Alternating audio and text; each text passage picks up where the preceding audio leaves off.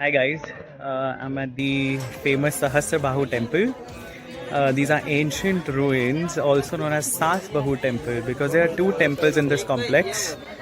One was commissioned by the mother-in-law and the other one was by her daughter-in-law. But originally the first temple was devoted to Lord Vishnu, who's also known as Sahasrabahu because of his cosmic form.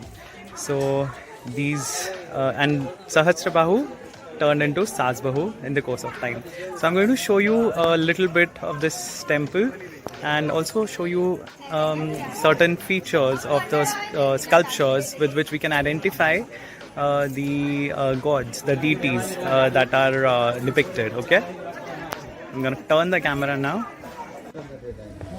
So this is the temple.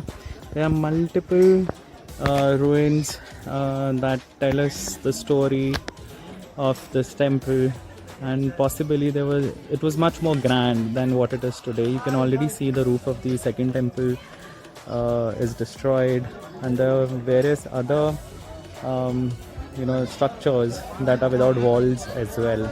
So possibly this temple was much more grand than what it is today. You see there's a trident in one hand and there is a skull in the other. Although he's depicted with some jewelry which is not associated with Shiva, but this is possibly a form of Shiva. You see now the same skull being represented here along with the sword in hand. So again, this is possibly a depiction of goddess Shakti or Parvati.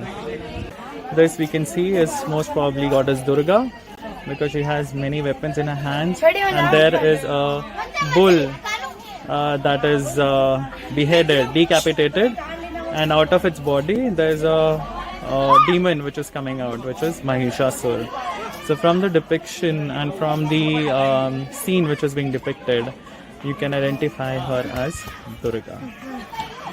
So we have a lot of such sculptures around, and there is a depiction of Lord Vishnu here, which is possible for identification because you see there's a mace or a gada in one hand and there's a chakra in the other. The third hand, the left lower hand, holds a conch or a shank, and the fourth hand, the lower right hand, possibly held a lotus stalk, which is not existing today. But this is a depiction of Lord Vishnu.